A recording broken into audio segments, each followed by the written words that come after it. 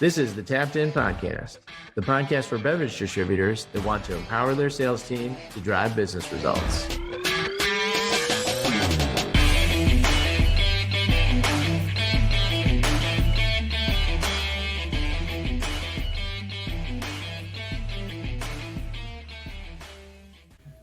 Listen up and welcome back to another episode of the Tapped In Sales Podcast. I'm your host, Bud, here with Moneyball Ross and Data Mike. And then we have a new guest today, Charlie Brown. Yes, that is not Charlie Brown from the cartoon. He and that name have been around longer as a family than the cartoon has been around. I'm sure we can get into that a little bit today too, Charlie. But Charlie Brown, official title, CFO? Still? President now, yeah. Yes, I love it. Upgraded. So official title, Charlie Brown, president of Missouri Eagle. Mo Eagle, as we affectionately like to call it, down from the Ozarks region of Missouri. So Charlie, welcome to the pod, my man. Hey, thank you so much. Stoked to be here. Four generations of Charlie Brown. Happy to be the fourth. So I love it. And the name has been around longer than the cartoon has, hasn't it? It has, yeah. I've been living with it my whole life.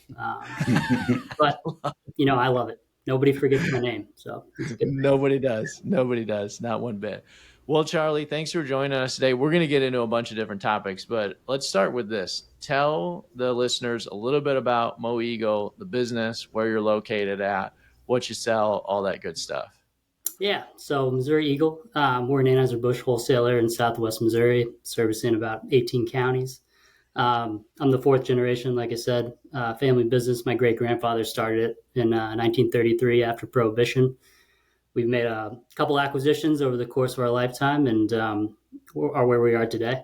Predominantly Anheuser-Busch, that was the most of the portfolio for a long, long time. And in the last 5-10 years, I've really tried to expand and sell a good amount of non-alcoholic and spirits products as well. That's awesome. And we're coming off the back of Memorial Day, too. How was the read from sales? You're the first person we've talked to post-Memorial Day. Any early read, any early opinion? Unfortunately for us, we are, Lake of the Ozarks, Missouri, a very, very seasonal market and very weather dependent. And it was just a washout. I was up at the lake this last weekend. Cold, 60 degrees, rainy, almost all 3 days, the whole time. So I hate to report it, but not looking great for us, unfortunately. Where is? I was going to say, for context, I'm from Missouri, and whenever I say that, because I live on the West Coast, people always ask me. The first thing they ask me about Missouri is the Lake of the Ozarks really that freaking crazy from the show? Yes. It's maybe not exactly what it portrays on the Netflix show. There's some of that, but it is a crazy place. So. I'm super fortunate to have that in our market. It's a ton of fun and a really fun market to be in. But there may be some money laundering going on, but may or may not be some money laundering.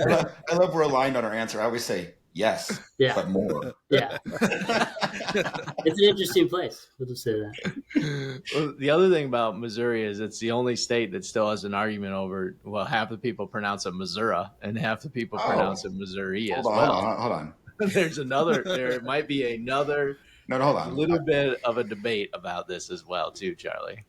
You got it. Missouri or Missouri? You're Missouri, right, Ross? So, which is it? I'm Missouri. Missouri here, too. Yeah. See? That's almost wrong. It's Missouri all the way. I think people out of state call it Missouri. Well, Charlie, we started working together what now? Just over a year ago now, I think, right? Yep. Last April, May, maybe a little in March. Gotta love it. Well, one of the things that we were brought to you with doing and kind of armed with doing is we were a part of a puzzle of teammates on a reorganization that you undertook. And one of the things that we wanted to kind of talk about is the motivation behind the reorg, the why, how you constructed it, and then moving forward, like how has it been post reorg? So let's start with some of the core challenges and or objectives that you had that you wanted to tackle and take with the reorg as far as the design. Let's go back to, a year and a half, probably as long as maybe even 18 months ago when you started pondering this, right, Charlie? Yeah, it would have been in October or really after the summer of 2023 when we really started thinking about it and putting plans together, and really didn't implement until kind of the April timeframe of 2024. So it was a long planning process. For sure. And what was the inspiration, the why to get you started on this path? Yeah. So unfortunately, the why really was the Bud Light situation that happened in April of 2023. Going into that summer, we were hopeful that it would be a short-term deal, but for us, we realized pretty quickly after the summer that it was a long-term problem, that volume that we lost just really wasn't going to come back, and we needed to make some significant change to, not only cut out some operating expense and become more efficient, but also set ourselves up for the future to be successful in kind of the new way of business after the Bud Light situation for us, because we were really affected by it. We operate in rural Missouri mostly, have a very conservative leaning demographic, and we had a really high share of Bud Light as well.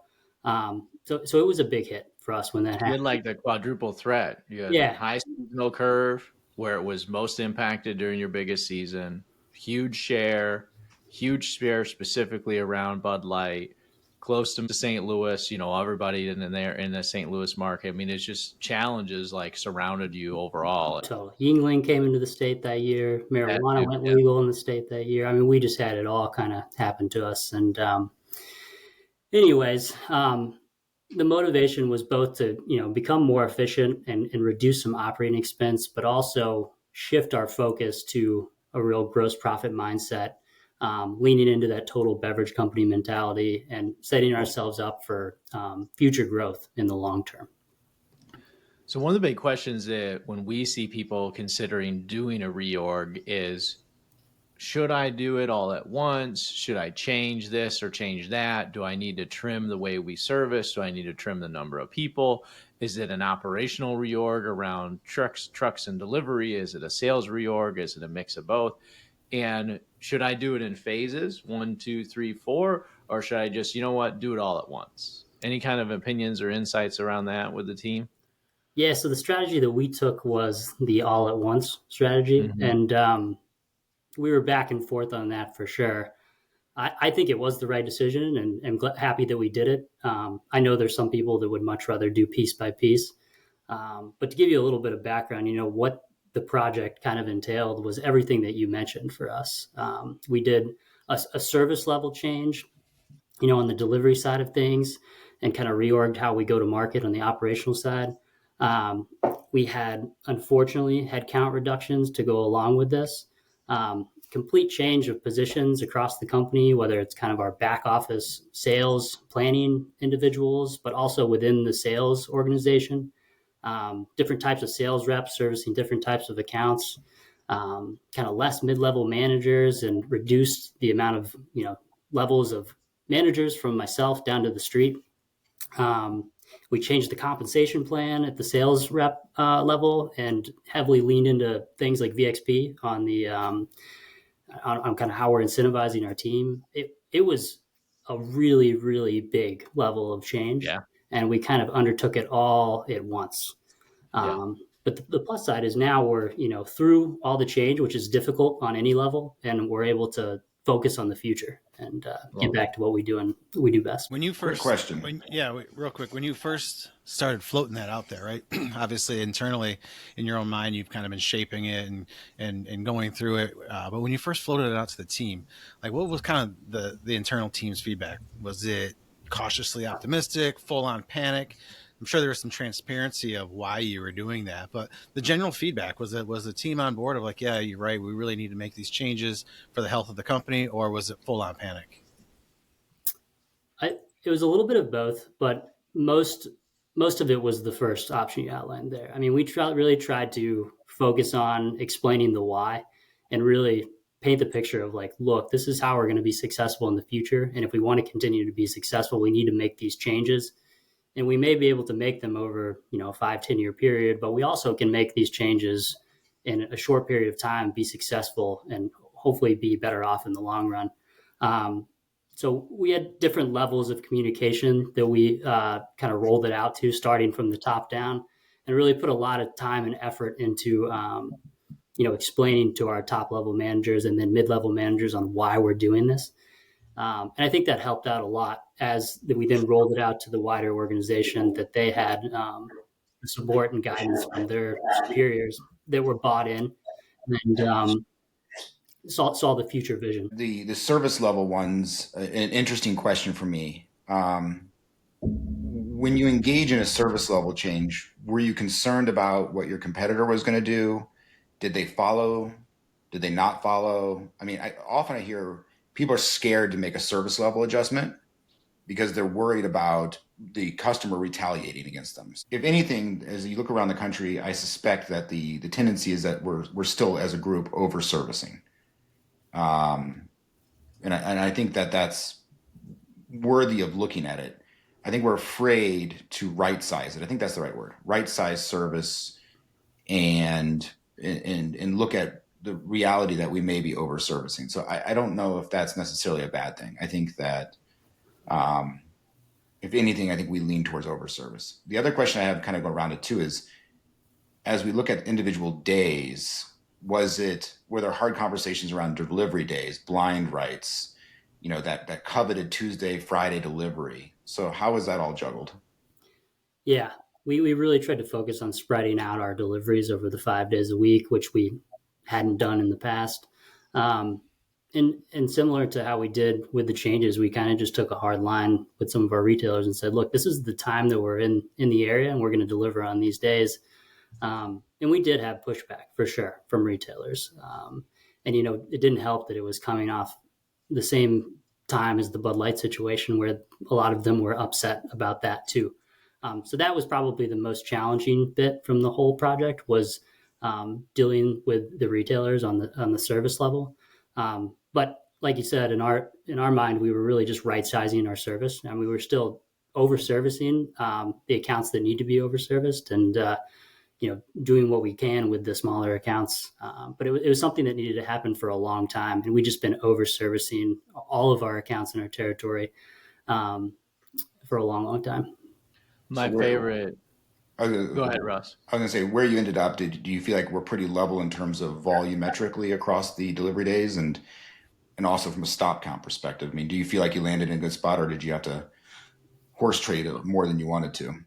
No, I think we landed in a really good spot, and we tried to look at it by spreading out the work so our drivers had an easier job, and to reduce turnover on the driver side, which we've struggled with for sure on and on in years past, and just trying to focus on making their job easier, giving them an adequate amount of workload throughout each day, not being so up one day, down another day. I think we were successful with that. Best part about any reorg and any reroute, when you take out the reorg or kind of the big part, but just the service level adjustment or kind of just a reroute is, I don't care what you do from a retailer's perspective. You can do whatever you want as long as you don't change my day, my delivery time, or my driver. Yeah. Those are the things that retailers care about. And it's funny though, because we have these service levels that we put together and they're incredibly rational. Like, Mike, remember when we did ours at Atlas, when we did a research project around this, and we found that basically you had to sell $200 in revenue to even make the stop loosely cost neutral or loosely profitable. And if it was anything below that, why even go? Because you're losing money. And if you've got people that are taking invoices less than that, they're clearly not fishing where the fish are in any stretch of the imagination. And I don't think you're winning anything by over servicing them already anyways. They're low foot traffic stores. They're low volume stores. There's nobody that is moving the needle from a true either profitability or volumetric standpoint either. And to your point, Charlie, they're just creating more work, more activity with no activity's sake.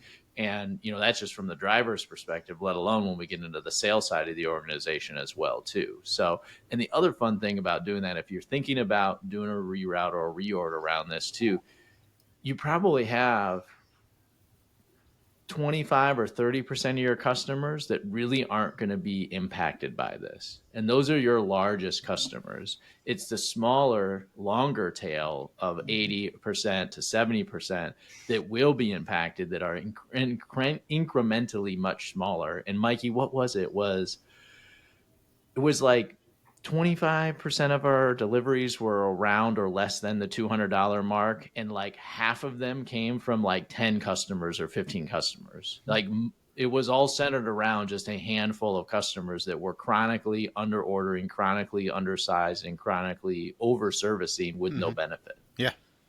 And some of those customers we were seeing every week still with just a few cases every week. Yeah. And it's like the argument, Charlie, too, like, oh, well, you can just drive by your next door. And it's like, well, we heard it so many. Those were the hardest ones when the truck stops in the parking lot across the street and the retailer says, why can't you just drop it off for me? But, now that we've been in this for a year now, we don't really have the pushback anymore from retailers. They're working in their new parameters. The sales reps ordering the right amount of product or delivering the right amount of product. The retailer's comfortable with it. It was just that first change there was a struggle. But it comes back to your part around like, let's just rip the Band-Aid off, right? Nobody likes change, period. Why elongate it out when we can just condense it right down and get it done and move on to the next thing, right? And move forward, as you like to talk about. That was my theory behind it. I mean, I didn't want to be spending the next 5 years every year have some sort of relatively big change thing that we're going through that I have to deal with the outcome when you can just put all that in one setting and get it done. Well, did you work with there's anybody? another important thing that you said there, or that you did here, with making it a big project. You looked at it holistically, because I think that a lot of people make the mistake of looking at it from let's do a sales reroute. Well, it's just as important from an operational perspective, and having operations and sales have to make those horse trades together is going to builds buy-in, and and again, operationally is just as important as sales when it comes to these routing. That's probably why you have the truck on the other side of the street, probably for stop count and volume. Totally. Time in the day, Yep. And we really looked at it from an operational perspective, not a sales perspective. Let's route the delivery first and make that work efficiently, and then we'll work on the sales after the fact. Yeah, for sure. Did you work with another partner that did? Obviously, we work together on kind of the sales compensation side, the sales engagement side, and the sales enablement side. Did you work with another partner on the structure side? And we want to give them some airtime around like what they did and how they played a role as well. Absolutely. We hired Verno Consulting and worked with Wes on this whole project. So they helped us, Wes and his father Joe, through the service level changes that we made, and also the reorg and restructuring kind of our organizational chart, and in helping us through that process and getting it done. That was the engagement that we signed up for them. And I could not say enough good things about working with Wes and that team. It was a huge help. They're great. We've done a couple of projects like this with them now, and it's been super beneficial to have them as a teammate and for the client as a whole project, because they're looking at it from another side of the lens that we don't really touch, and they're being holistic about their approach and getting you what you need, taking work off your plate, because that's a lot of work to decide. That's a big piece. Yeah. It's a huge engineering project as much as it is a people project, just to decide how you want to lay this all together. And they bring a ton of knowledge to that, and a huge opportunity to move the needle faster, farther. Well, we could not have got it done on our own, even if we had the knowledge that we needed to. Just the sheer amount of work, I couldn't have been done without some consulting help. So, in the time frame we had. Ross? I was going to say, now you're going to have to let Wes know that the cost of being called out on our podcast is a free dinner in Vegas. Free dinner in Vegas. Before you kind of set Wes up now, so he owes us dinner now. Oh boy, Ross has earned a couple free meals from us already too. But have them include me as well. I'll be there. You know it for sure. Well, let's pivot one question or one part to moving forward into, more of the wheelhouse where you're at now. So you also launched VXP as part of the whole reorganization and sales and service level and how you wanted to take it. You specifically said we wanted to lean into a gross profit mindset and total beverage mindset. One of the big questions that we get from people or clients and prospect is like, should we really share the gross profit per case and the GP knowledge that's kind of more of something that we keep at the management level or the ownership level? And the joke that I had a client share with me is like, contrary to my lifestyle, they think we make hundreds of millions of dollars, they being the employees. And when in reality, we've got all these additional costs that come back behind the scenes that we need to pay for as well. So what was the analysis or the thought process you had behaviorally, why you wanted to do that and why you wanted to lean into that thought process over doing a revenue model, over doing just a volumetric model? Yeah. Before we did all this, the last 5 years or so, we had really been trying to get more into the gross profit mindset, Okay. but kept it at a manager level, a high manager level. Just like you were saying, we thought that we weren't comfortable sharing the dollars with the team. And what we were doing for the better part of 2 or 3 years was myself trying to push down a profit goal via volume targets, and it was just a real struggle, setting volume. We weren't successful on where we wanted to go. And, I just thought on and on about if we're never going to be able to set targets and hit targets based on profitability, which is ultimately what matters to the wholesaler, if we don't share that information with all the way down to the sales rep. And, so we did make that change right at this time and started sharing it all the way down at the sales rep level. And really, I just worked to kind of redefine what success looks like at a sales rep level. And in the past, it was how many cases of beer can I put in this account? And now it's really how many dollars of GP can move through this specific account. And how can we increase our GP per case over time? And it's been the best results have come from making that change. I mean, now our sales reps, our team leaders, all the way up and down the company are talking the same language I am, and they understand what success is in the new way of doing business. That's awesome. Yeah, because you mentioned too about becoming more of a total beverage distributor than just a beer distributor, right? And you've recently, within the last 12 months, it came in and it went away, but Delta 9, right? It came in the state, went away for a period of time, came back, and now you guys are dabbling with distributing some Delta 9 and of course, all the great NA products that we have out there too. But, we always talk about at VXP too. It's more than just a compensation plan. It's a total behavior and a culture switch, right? It's kind of resetting the culture within the business, resetting everybody's behavior as far as how they go about selling and behaving on their route. So do you really start to see your reps behaving more like business partners when they're actually out there selling their route, celebrating the short-term wins for the long-term financial growth? Do you see that happening now that that culture has kind of settled in?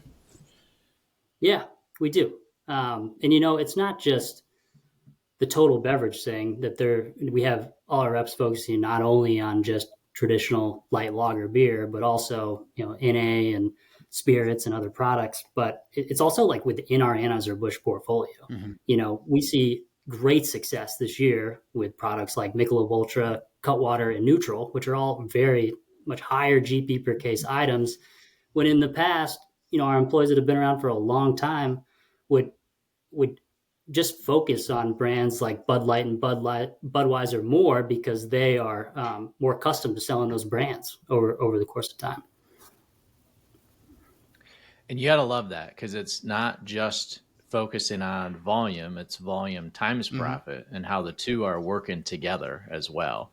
And that's, at the end of the day, Charlie, I love what you said, that it's not just about how much volume we sell into the store. It's about how much GP we can have move through the store. Exactly. How much money we can have move through the store. And the more we can get to move through it, the better off we are across the board, right? Yeah, definitely. How's the middle management shift been too? You briefly touched on that. Do you feel like the team leads are more ninja around this? They're not just babysitters, they're influencing outcomes?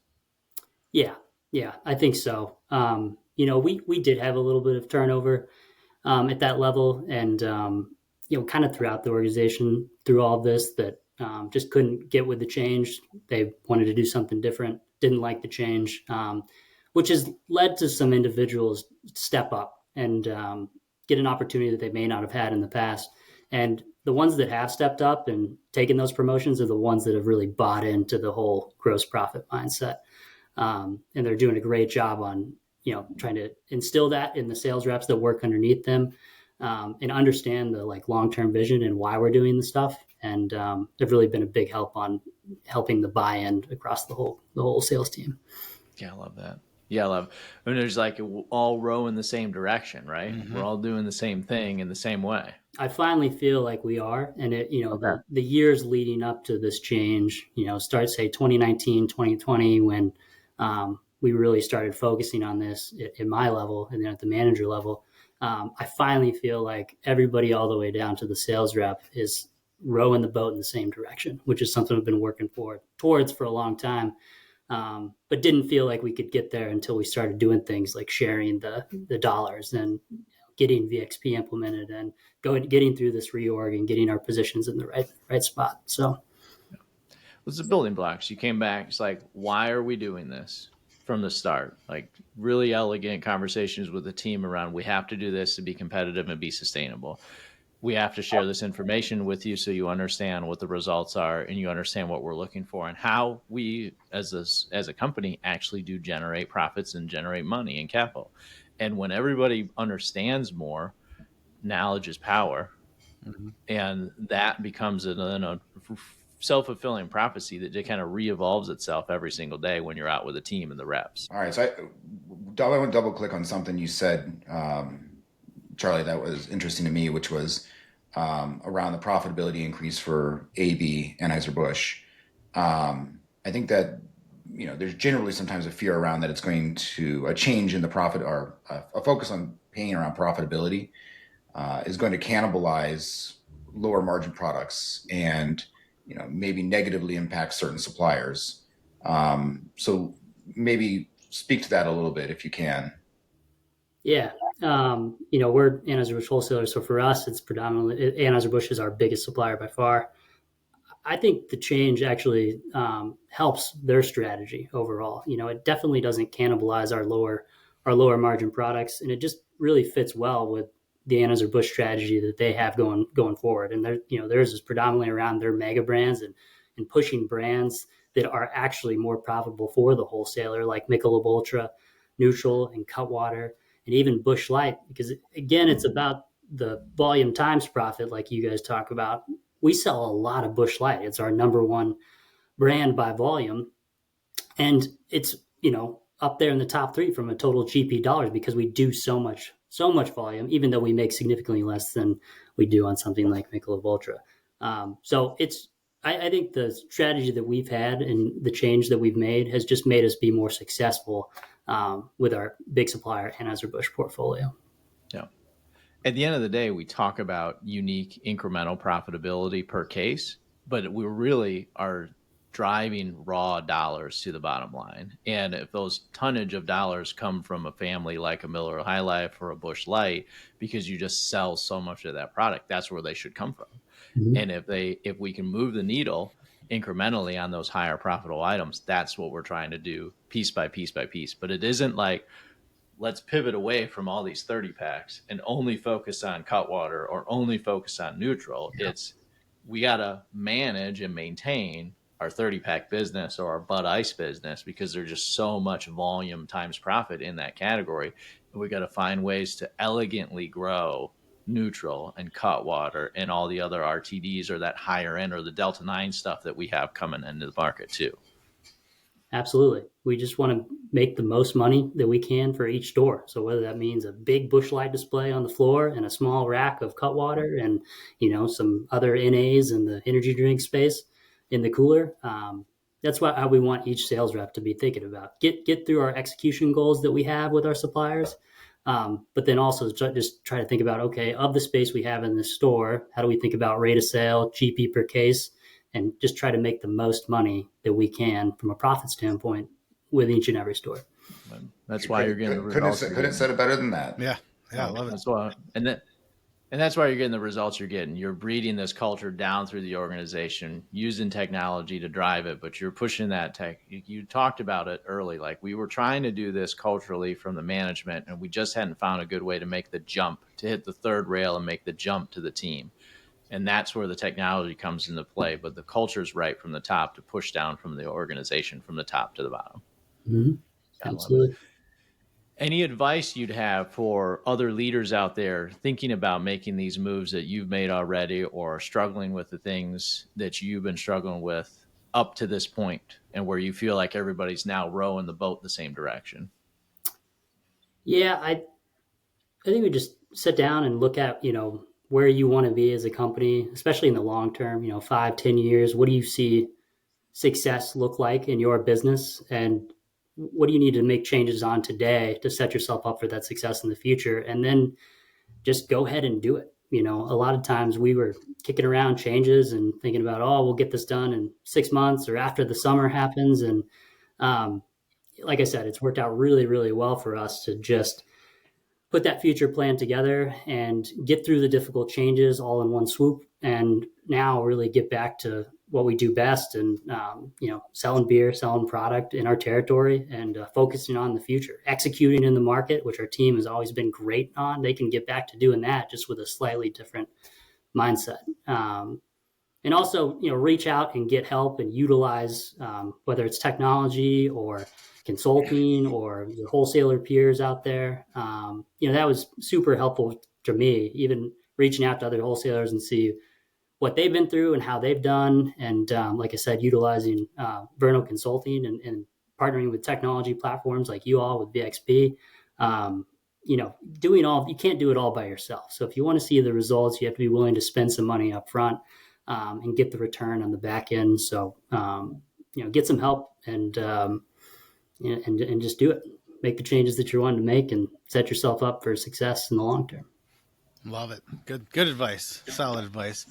We talked about a lot of the negatives, some of the headwinds we've seen over the last couple of years, right? You talked about the Bud Light debacle and some of the headwinds last year, but looking forward, looking into the future, what really excites you about the industry, and what's exciting you about the future of Mo Eagle? For us, it's just being successful with different types of products, beyond just light lager beer, which was such a big part of our portfolio. And don't get me wrong, we've seen great success with Michelob Ultra, and I would put that as one thing I'm super excited about in the long term. It's just the brand Michelob Ultra itself. But being successful in lots of different areas of the beverage space is something that we tried to do and made incremental process year over year. But since we've made these changes, I've really seen some significant improvement. So I'm excited to lean into that into the future and continue to bring on hopefully new exciting suppliers and be able to sell them well in our market and grow the business from a portfolio standpoint. Not only at the supplier level, but also within the suppliers that we have. A lot of suppliers are also going down the total beverage company mindset and bringing in NAs and malt-based and spirit-based, whether it's Anheuser-Busch or even smaller suppliers, different types of NAs within different beverage spaces. So it's exciting to just see new product types come in and have the structure set up where we can be successful with that. Nice. You've definitely done a ton of work to put the organization on a path for sustainability and for long term. I use that word on purpose. You get sustainability gets crisscrossed up with like green energy and everything else, but it's always, to me, has come back to we can do what we did today tomorrow. And that's what you've done at Mo Eagle with these things and these changes that you've made and the vision and the culture that you're breeding. So I'm excited to see what the sustainable future to come down into your market and party with you with all those other Lake of the Ozarks crazies. And we're going to need you to weigh in on the bet that we had last week between me and Mikey. Ooh, this is a good question too. Yeah. Yes. All right. So in that list of things you're excited about, I didn't hear Busch Lime. Oh, I'm very excited about Busch Light Lime. When is it coming out? A little later on this year. A little later on this year. Yeah. Okay. So the bet Mikey and I have a bet, or I believe that Busch Light Lime is going to be very successful, just like Apple was, and we're going to blow it out real quick. Yeah, I think so too. We've been so successful with Busch Light Apple. It has been awesome this year. Big surprise. We knew it was going to be good, but it's far beyond our expectations this year. So we're hoping to see the same with Busch Light Lime. Sweet. Then I'm getting $20 at Vegas and a dinner from Wes. I'm liking this. Vegas and a dinner from Wes. Maybe a bucket full of Busch Light Limes too. No, they're already sold out. Walk me through the I ordering also process, Charlie. When you guys are sitting down, because these are lows that I'm sure you've already submitted, right? And you're sitting down and you're putting in these numbers for these lows. Are you a little bit more hesitant than you were for Apple, or are you like full? Let's just get it. We weren't as hesitant on Apple than you may have thought. We were leaning into Yeah. it, and we saw the success the first time we had it, and I think we're taking the same mentality online. Okay. You know, some of the products, it's a struggle, right? Putting a low in on something you're not quite sure on how it's going to perform, and you want to mitigate your risk on the back end. But when it comes to Busch Light extensions in our area, we're going all in on those. We're in Busch Light country here. We love it. Well, then How fast did you sell out of the Apple? Very quick, almost immediately. Yeah, I love it. Yeah. I mean, you gotta love it. Ross, you might be losing $20. Who knows? But Mikey's an irreverent gambler. He's gonna cough it right back up to Caesar. Yeah, man, we'll go double or nothing on something. We're in Vegas. I'll figure out a way to get my money back. Yep. You're only what 14 rolls away of a black or red on a roulette wheel from being a millionaire, Mikey. So. Yeah, that $20 can give me a good start. Double it up away. I love it. Well, Charlie, thanks for joining us today. You rock. We really appreciate all the insights and all of the opportunities to share what you got done with Wes and how you did the reorg, but also all the insights around sharing GP with your people and knowledge is power, and how you can actually grow from the bottom up and making sure that your team understands how your business operates. So really excited to hear. Can't thank you enough for joining us. Also, we didn't talk about this at all. You got a busted up wing. What the recovery path on? We got a little bit of we got a little bit of a mountain biking accident. Little mountain biking accident. We're all good. AC joint surgery. We're repaired and on the way to recovery. So I love it. Love it. Yeah. Well, from all the tapped in listeners, wishing you well to a speedy recovery. Ross is a big mountain biker as well. Maybe you two can ride together. He's been in a couple accidents as well. Get you out here to Bend, and we can share war stories on our injuries. My entire left side of my body is just jacked up because of it. It's my favorite thing, so I'd take you up on that anytime. I love it. Gotta wait a few months though. Man, one arm it. Yeah. Yeah, one arm it. That's another accident waiting to happen. You guys are nuts. Well, thanks, Charlie, for joining us. If you are a listener out there and you like what we're doing, please hammer the subscribe button, share with a friend, drop a comment into the YouTube or to any of the places where you can post a comment about the podcast as well. We love to hear from you. Charlie, you're the best. Thanks for joining us, and cheers. Cheers. Thank you, guys. Appreciate it.